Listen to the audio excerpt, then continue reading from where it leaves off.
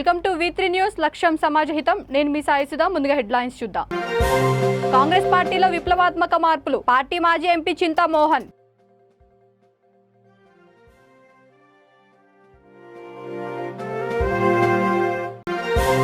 మా నాన్నకు అమ్మకు పే స్కేల్ ఇవ్వండి. కేసీఆర్ తాతగారు అని పలక పట్టుకుని నిరసన తెలిపిన వీఆర్ఏల పిల్లలు.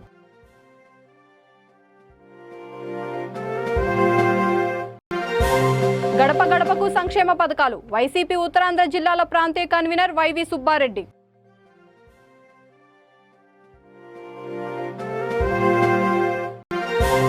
మునుగోడు అభ్యర్థి ప్రకటనతో టీఆర్ఎస్ శ్రేణుల హర్షం. బాణసంచ పేర్చి మిఠాయిలు పంచుకున్న నాయకులు.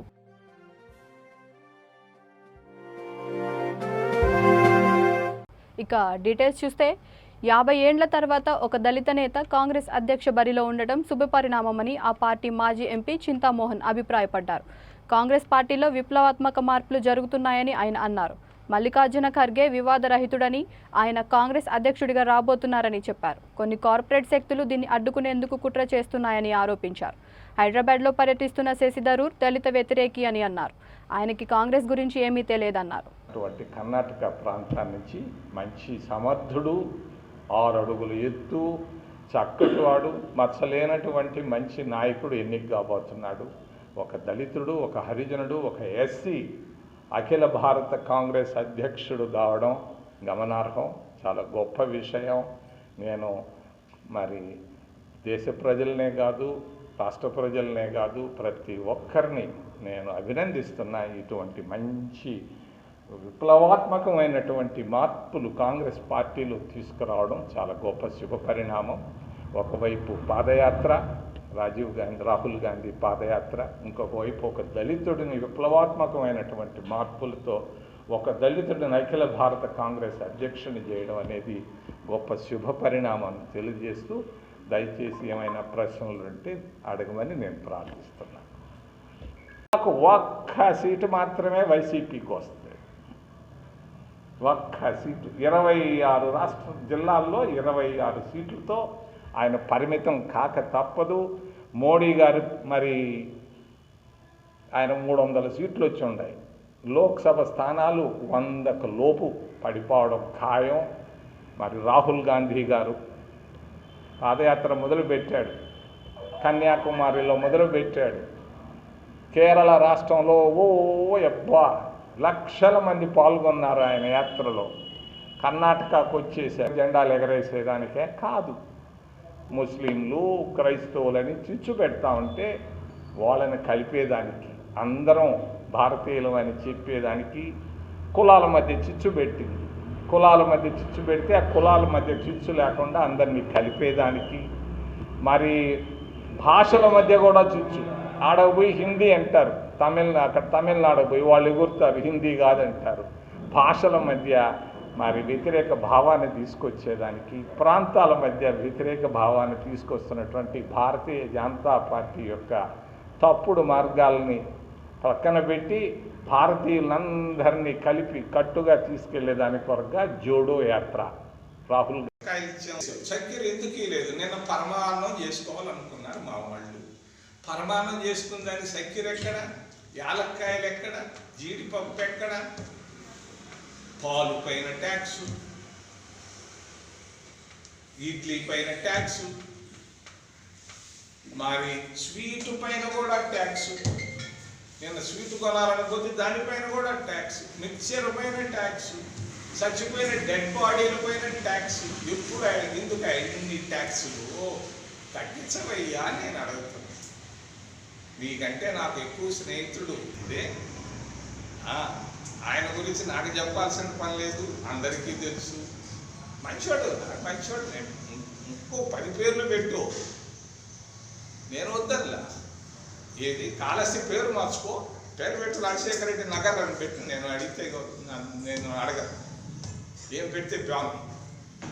రాజశేఖర రెడ్డి ఒక విగ్రహం రెడీగా ఉంది, తీసేదానికి సుప్రీంకోర్టు ఒప్పుకోవటం. అంటే అగ్నిగుండం అంటున్నారు ఉపాధ్యాయులు. నేను ఫోన్ చేసి మాట్లాడుతుంటే వాళ్ళు చెప్తున్నారు, అయ్యా ఇటువంటి ప్రభుత్వాన్ని మేము చూడలేదని చెప్తున్నారు. ఉపాధి హామీ పనులు ఏముంది, రాష్ట్ర ప్రభుత్వం ఇవ్వాల్సింది విద్య, వైద్యం, ఉపాధి. ఏందా కాళహస్తిలో చదువుకున్న బీటెక్ పాస్ అయిన వాళ్ళు కూడా హైదరాబాద్కి మద్రాసుకు పోతున్నారు. నిర్మల్ జిల్లా ఖానాపూర్లో 75 రోజుల నుండి పే స్కేల్తో పాటు ఉద్యోగ రక్షణ కల్పించాలని ఆందోళన చేసినా పట్టించుకోలేదు.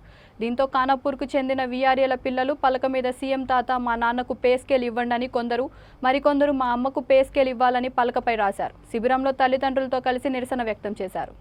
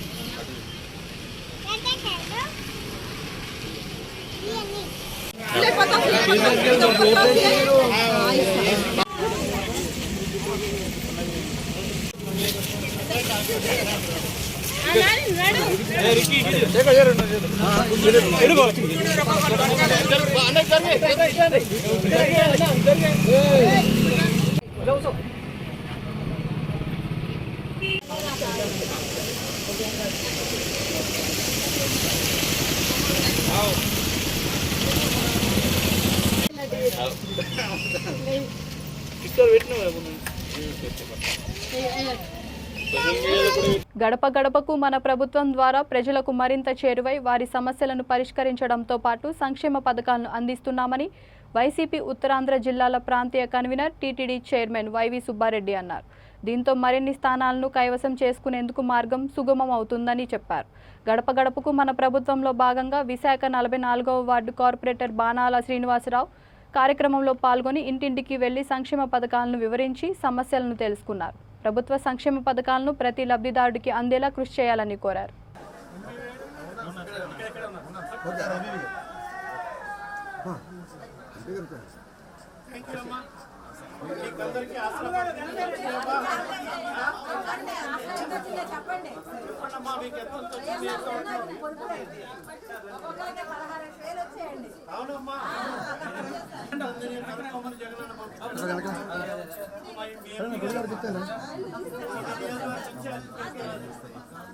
మా పట్నాల చంద్రకళ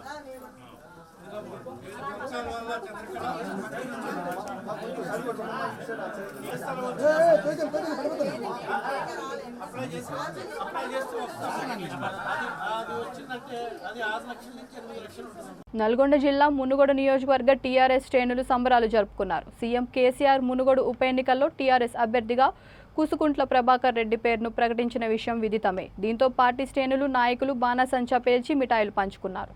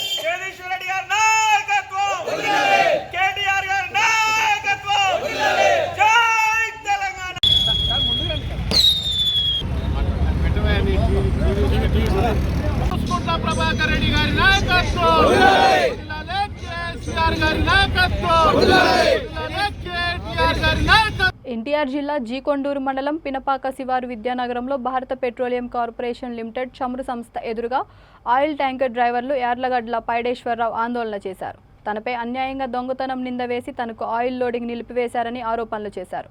ఒక డీలర్, ఎస్ఓ, బీపీసీఎల్ ఉద్యోగులు తనను వేధిస్తున్నారని, తనకు న్యాయం చేయాలని ఆయన కోరారు. బీపీసీఎల్ చమురు సంస్థలో శ్రీనాథ్ అనే సేఫ్టీ ఆఫీసర్, వేణుగోపాల్ అనే ప్లానింగ్ ఆఫీసర్ కావాలని వేధిస్తున్నారని ఆయన ఆరోపించారు.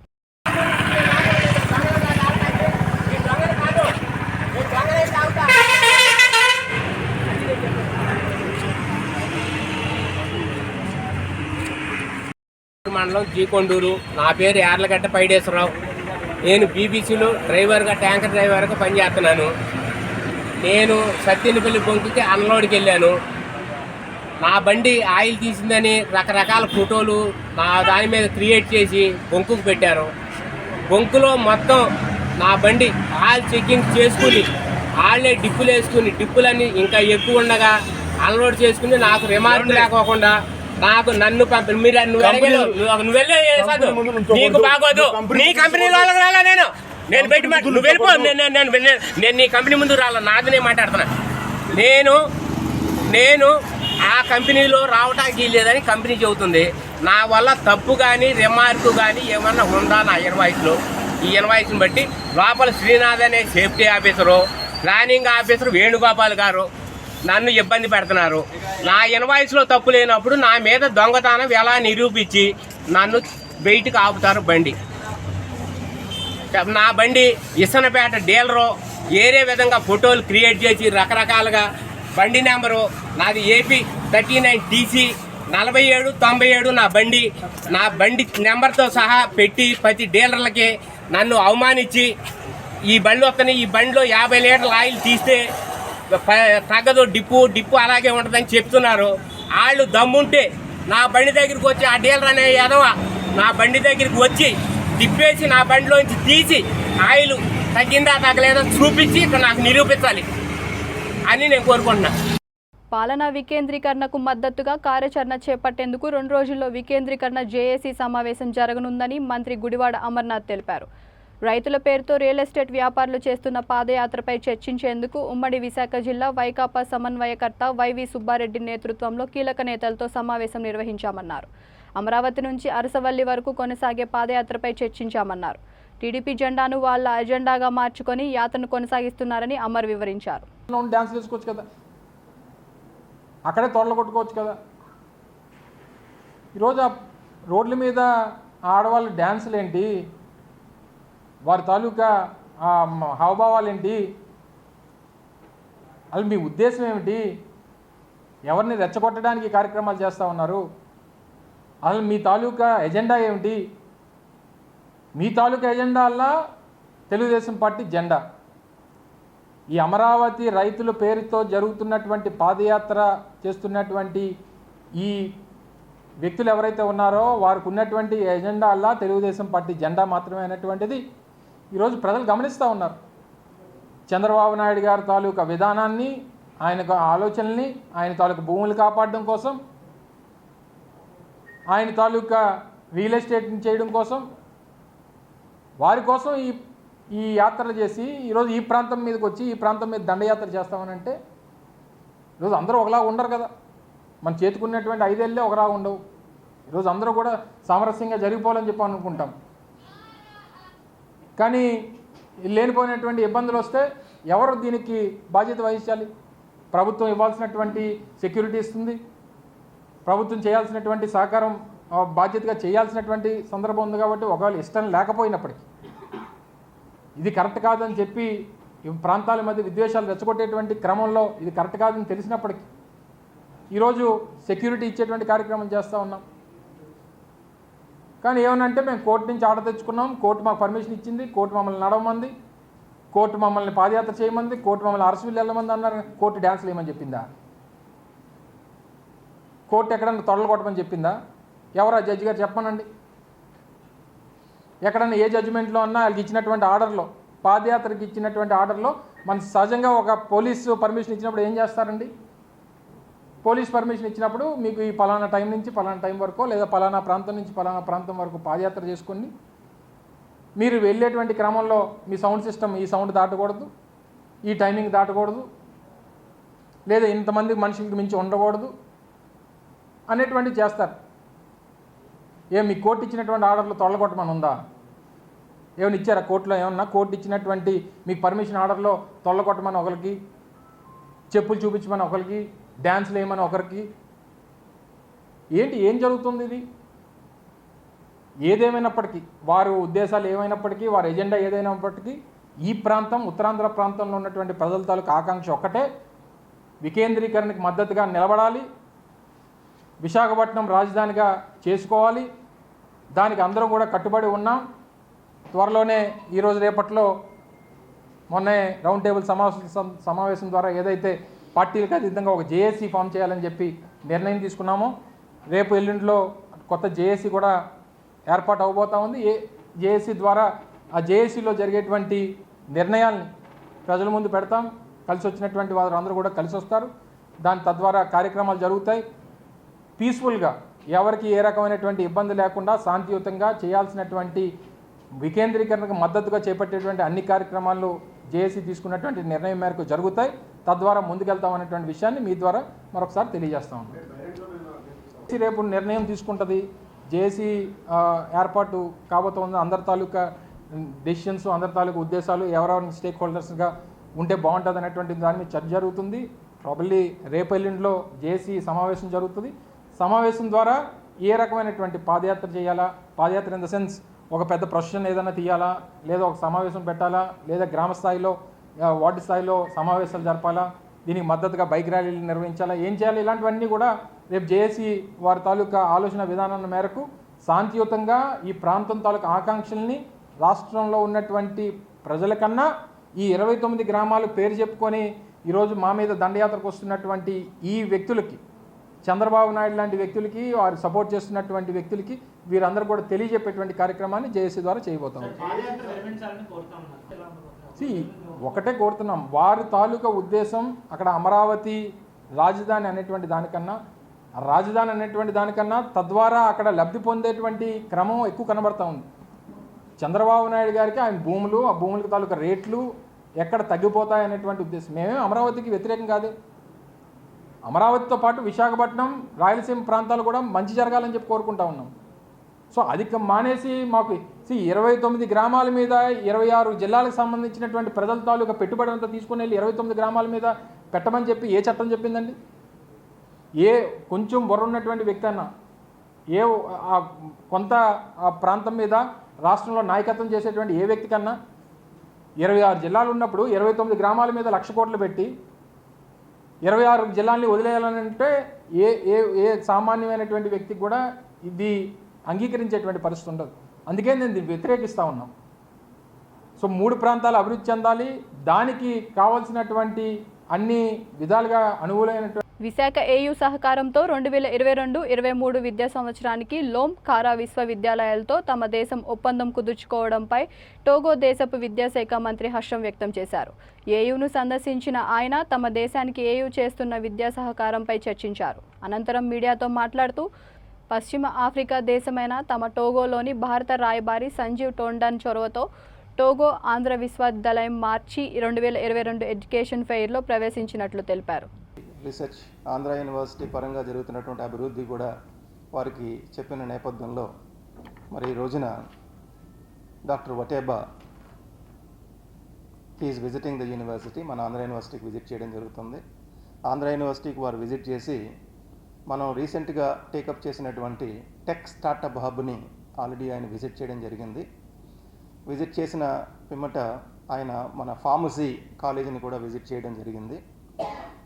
మా ఇద్దరి మధ్యలో జరిగినటువంటి సంభాషణ ప్రకారం వారు teachers exchange, students exchange, scholars exchange చేసుకుంటూ గ్లోబల్గా ఉన్నటువంటి ఇష్యూస్ అయినటువంటి ఎనర్జీ, ఎన్విరాన్మెంట్, వాటర్ క్రైసిస్, ఇటువంటి ఇష్యూస్ మీద కంబైన్డ్గా ఒక రీసెర్చ్ చేసినట్లయితే కనుక అడ్వాంటేజ్ ఉంటుంది అని వారు చెప్పడం జరిగింది. డెఫినెట్గా ఆంధ్ర యూనివర్సిటీలో రైట్ నౌ టెక్నాలజీ పరంగా కానీ మరి పొల్యూషన్కి సంబంధించినటువంటి ఇష్యూస్ మీద కూడా మంచిగా రీసెర్చ్ చేస్తున్నాం కాబట్టి డెఫినెట్గా ఈ టైఅప్ని ఇంకా ముందుకు తీసుకెళ్ళడం జరుగుతుంది. మరి ఈ రోజున వటేబా వారిని ఆంధ్ర యూనివర్సిటీ పరంగా కూడా ఇన్ఫ్యాక్ట్ విజిటింగ్ ప్రొఫెసర్గా మన జెనెటిక్స్ డిపార్ట్మెంట్లో ఉండమని కోరడం జరిగింది. దానికి కూడా ఆయన ఎస్ అని చెప్పడం జరిగింది. ఎందుకంటే ఆయన ఈ నెగ్లెక్టెడ్ డిసీజెస్ మీద స్పెషలిస్ట్ కాబట్టి మనకి ఇక్కడ చాలా డిసీజెస్ మనం ఫర్ ఎగ్జాంపుల్ ఆంధ్ర యూనివర్సిటీ పరంగా రైట్ నౌ మనం ఉద్దానం కిడ్నీ ఇష్యూస్ మీద కూడా మనం వర్క్ చేస్తున్నాము. ఆ జెనెటికల్ ఇష్యూస్ అవన్నీ కూడా వాటికి మనకి అవుట్ సైడ్ ఎక్స్పర్టీస్ కూడా యాడ్ అయినట్టయితే డెఫినెట్గా ఒక పాసిబుల్ సొల్యూషన్ వస్తుంది. అలాగే అరకుకు సంబంధించినటువంటి ఏరియాలో కూడా కొన్ని డిసీజెస్ని ఈ మధ్యనే మన జెనెటిక్స్ డిపార్ట్మెంట్ ఐడెంటిఫై చేయడం జరిగింది. ఇటువంటి ఇష్యూస్ మీద ఒక కామన్ అండర్స్టాండింగ్ రావాలంటే గ్లోబల్గా ఎక్స్పర్ట్స్ జాయిన్ అయినప్పుడు మాత్రం ఒక మంచి సొల్యూషన్ రావడానికి అవకాశంగా ఉందని నేను భావిస్తూ ఈరోజు వారిని మన ఆంధ్ర యూనివర్సిటీకి వెల్కమ్ చేస్తూ now I'll ask Professor Vatabhai to share his thoughts about the visit and the possible collaboration between Andhra University and Government of Togo. Your university in different departments, and we hope that this partnership will be very grateful, and we will work, we will learn each other very good. Another part of the partnership is that in the past, when we send students to study at Europa, for example, Europa, they used to stay after the end of their training. But it's not something which is benefit for our country, because if our country do their best to send students to abroad, is to go to learn what we haven't in our country, in the end to bring it to contribute to the development of our country, so that most of the time they used to stay. But we find that all the students who go to learn in India, all of them come back home. It's very nice. So that we said is one of the reasons that we want to make more strong our relation, so that we will be sure that all the students training here can come back home and help of our contribute to our development. So I have many things to tell you, but my short English that I've started speaking a week ago doesn't allow me to say more. But I think you have understood what I said, and if you are going to ask me a question, ask the question in slowly English, using not too hard words, so that Annamayya జిల్లా మదనపల్లె పట్టణంలో Madanapalle MLA Nawaz బాషా పర్యటించారు. పట్టణంలోని 11వ ward Nimmanapalli road Basinikonda సచివాలయ పరిధి నుంచి గడప గడపకు మన ప్రభుత్వం కార్యక్రమం నిర్వహించారు. ఈ సందర్భంగా ఆయన ప్రజల సమస్యలను అడిగి తెలుసుకున్నారు.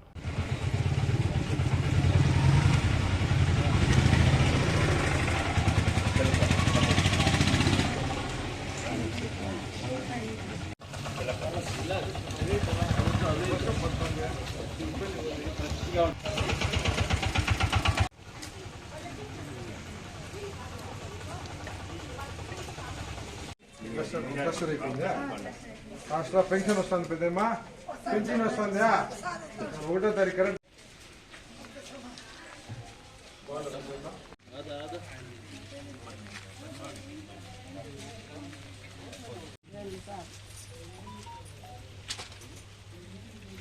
$15,000 కట్టినావా? పెట్టుకో పెద్దమ్మా.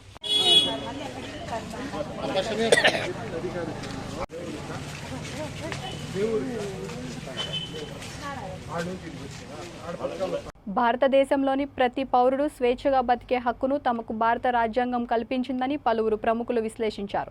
సిపిఐ 24వ జాతీయ మహాసభలను పురస్కరించుకొని రాష్ట్రంలోని మేధావులు, రచయితలు, కవులతో సిపిఐ తెలంగాణ స్టేట్ కౌన్సిల్ ఆధ్వర్యంలో దేశంలో పరిణామాలు, మేధావుల విశ్లేషణ అనే అంశంపై హైదరాబాద్ హిమాయత్ నగర్ సిపిఐ రాష్ట్ర కార్యాలయం మగ్దుమ్ భవన్లో ఏర్పాటు చేశారు. ఈ కార్యక్రమానికి సిపిఐ తెలంగాణ రాష్ట్ర కార్యదర్శి కూనంనేని సాంబశివరావు అధ్యక్షత వహించారు. కార్యక్రమంలో సిపిఐ జాతీయ మాజీ ప్రధాన కార్యదర్శి కామ్రేడ్ సురవరం సుధాకర్ రెడ్డి, సిపిఐ రాష్ట్ర అధ్యక్షుడు చాడా వెంకటరెడ్డి, ఆంధ్రజ్యోతి సంపాదకులు కె శ్రీనివాస్, ప్రజాపక్షం దినపత్రిక సంపాదకులు కె శ్రీనివాస్ రెడ్డి, మల్లెపల్లి లక్ష్మయ్య ప్రముఖ పాత్రికేయులు తమ విశ్లేషణను సెమినార్లో తెలిపారు. ఈ పరిణామాలు ముఖ్యంగా బీజేపీ పాలనలో ప్రజలకు జరుగుతున్నటువంటి అనేక ఇబ్బందుల్ని, దేశ ఆర్థికపరమైనటువంటి దోపిడీ, ప్రభుత్వ రంగ సంస్థలను ఎలా అమ్మేస్తున్నారు, ఇటువంటి అన్నిటిపైన సాంస్కృతిక దోపిడీ, కళా దోపిడీ, అదేవిధంగా భావ స్వేచ్ఛ పైన జరుగుతున్న దోపిడీ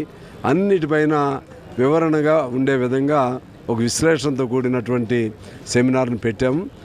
ఒక పిలుపు ఇచ్చారు. ఇప్పుడు ఈ సెమినార్ ద్వారా ఇవాళ ప్రజల్ని సమాయత్తం చేయిందే, ప్రజలను జాగరూకత చేయకుండా విద్యార్థుల్ని, అదేవిధంగా యువత, మహిళలు, ముఖ్యంగా మధ్యతరగతి వర్గీయులు, వాళ్ళని జాగరూకత చేయకుండా ఈ ఫ్యాసిస్ట్ తరహా పాలన చేస్తున్న బీజేపీని వ్యతిరేకించలేమనే ఒక ఆలోచనకు రావడం జరిగింది.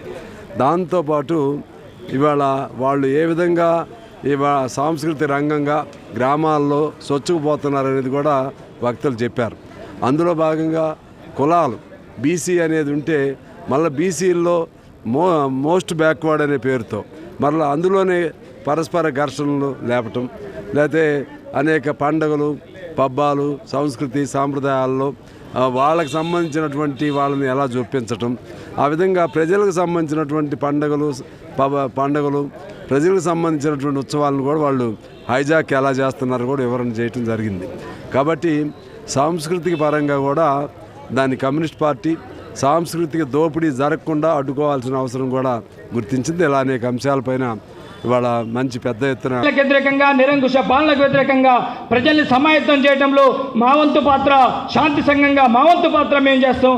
మీ వంతు ప్రోత్సాహం కూడా పార్టీగా మీ వంతు ప్రోత్సాహంగా ఇవ్వాలని చెప్పేసి ఇక్కడ ఉన్నటువంటి ఈ సందర్భంగా కమ్యూనిస్ట్ పార్టీ రాష్ట్ర కమిటీగా ఐప్సోకు ఈ రకమైనటువంటి ప్రాధాన్యత ఇచ్చినందుకు వారికి మరొకసారి ధన్యవాదాలు తెలియజేస్తూ, ఈ దేశంలో మొనగాడి సంస్థ, విశాలమైన సంస్థ rainbow organisation AIPSO all India peace and solidarity ఆర్గనైజేషన్ని ముందుకు తీసుకుపోదనేటటువంటి అందరిలో కూడా భావన రావాలని తెలియజేస్తూ, ఈ సమాజం మారదనే వాదానికి తావులేదు. ఈ సమాజం మారదనే వాదానికి తావులేదు.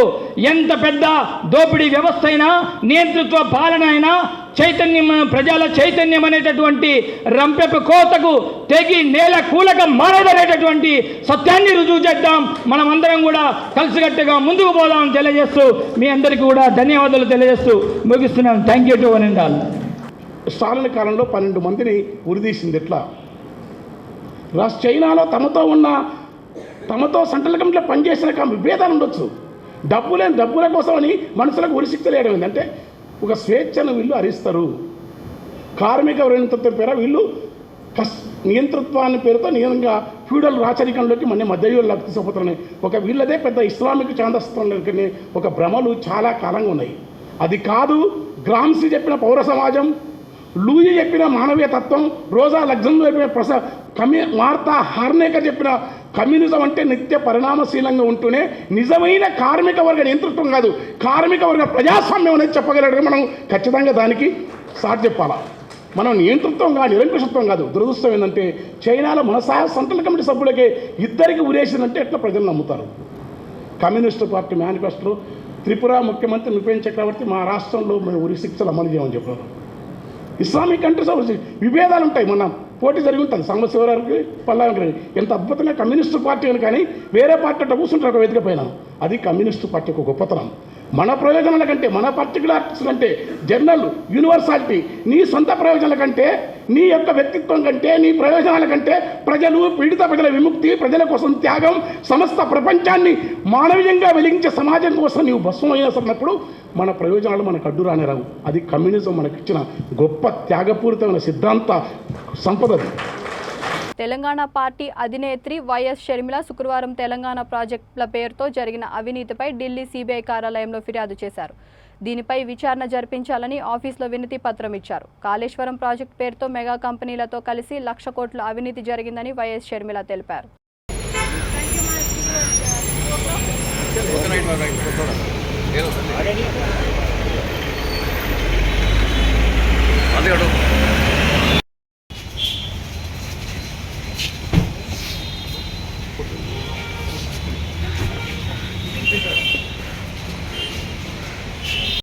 బులెటిన్ ముగించే ముందు హెడ్లైన్స్ మరొకసారి. కాంగ్రెస్ పార్టీలో విప్లవాత్మక మార్పులు. పార్టీ మాజీ ఎంపీ చింతామోహన్.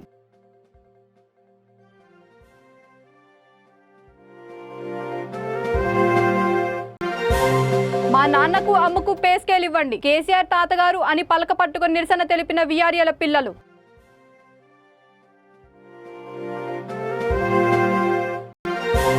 గడప గడపకు సంక్షేమ పథకాలు. వైసీపీ ఉత్తరాంధ్ర జిల్లాల ప్రాంతీయ కన్వీనర్ వైవి సుబ్బారెడ్డి.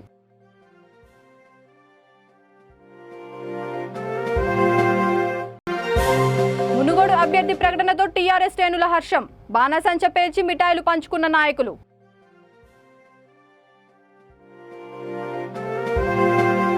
ఈ బులెటిన్ ఇంతటితో సమాప్తం. మరొక బులెటిన్తో మళ్ళీ కలుద్దాం. అంతవరకు చూస్తూనే ఉండండి V3 న్యూస్. లక్ష్యం సమాజహితం.